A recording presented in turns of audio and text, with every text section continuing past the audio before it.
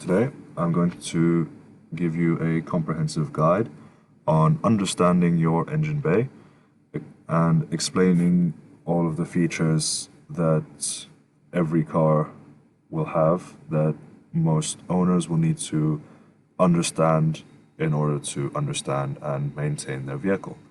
Firstly, starting with the battery. So here we have a car battery. It's responsible for supplying power to the car's electronics and to the starter motor in order to start the engine. When the car is running, it is charged by the alternator, which is driven by the engine. Next, we have the windscreen washer bottle.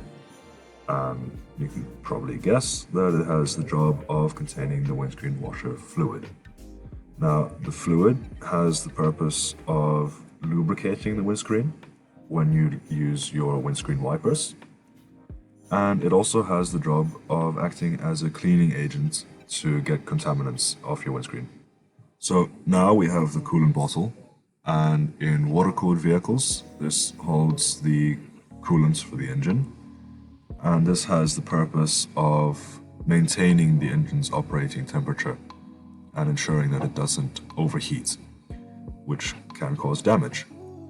And coolant is used instead of water as it has better thermal dissipation properties, so it transfers heat better, it doesn't freeze over as easily, and it's also non-corrosive. So to check your coolant levels, most vehicles will display a maximum and a minimum marking on the bottle itself.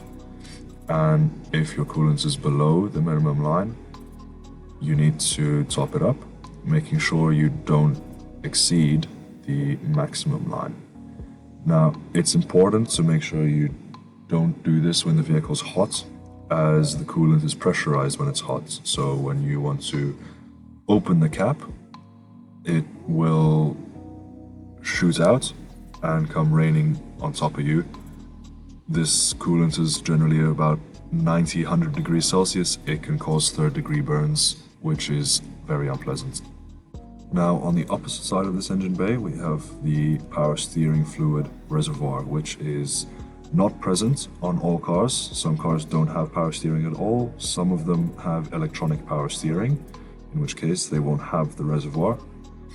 The power steering fluid has the purpose of pressurizing your steering rack and allowing you to steer your car easier. So if you notice a heavier steering, it could be the cause.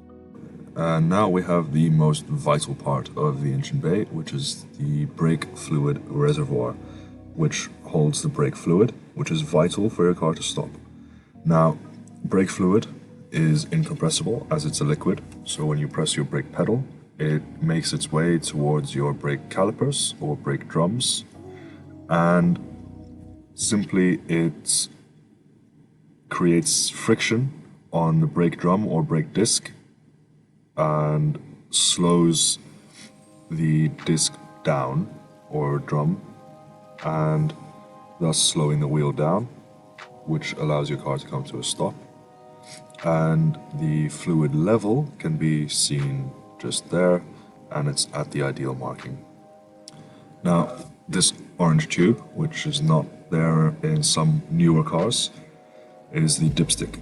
This is used to check the oil level of the vehicle, and to do this you want to pull it out to clean it off and then reinsert it, and once it's reinserted you'll hear it click,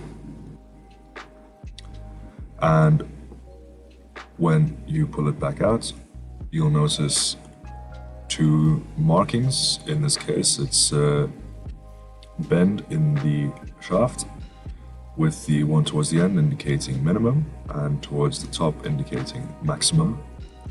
Now, if you have a low oil level, this could be a sign of many issues, including oil leak or oil burning. You don't want your oil to be overfilled beyond the maximum line.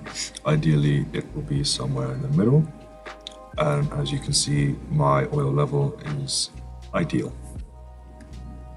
So If you notice that your oil level is low, or you just want to fill it up a little bit extra, then you can locate your oil filler cap, typically on top of the engine, which will also generally state the grade of oil that your engine takes. Mine does not. It should be in the owner's manual or easily found online. And this is safe to open when the engine is warm, and unlike coolant, then you just put the oil in that hole. And it's important to ensure you do not overfill the engine with oil, as excess oil can damage your catalytic converter and other emissions equipment, and this can cause a lot of environmental damage. Now, while you have the cap off, you can observe the residue on it. It should be black like this.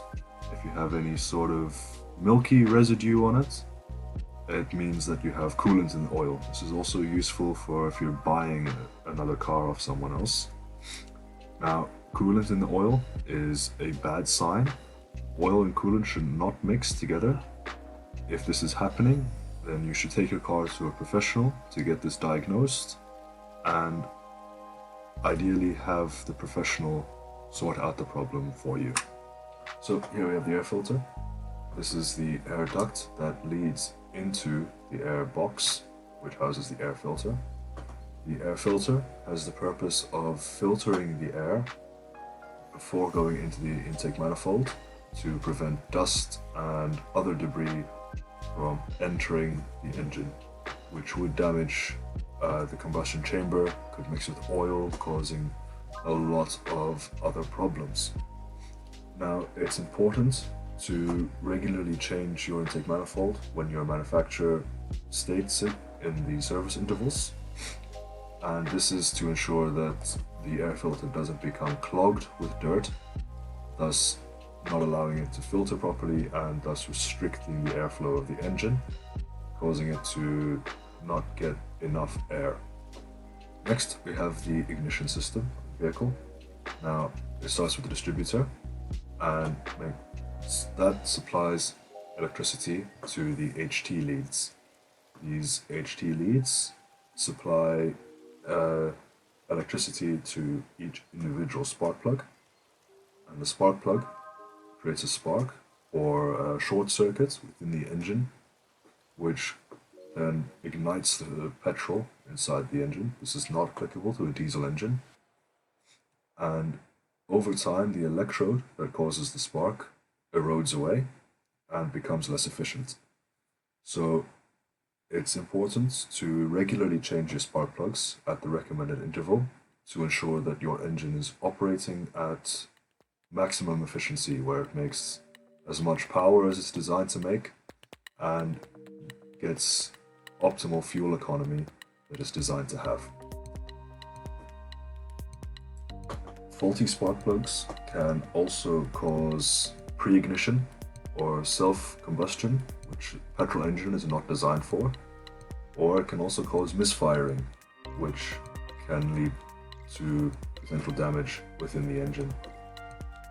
I hope you found that video helpful, explaining the basics of an engine bay, and that's the first video of many.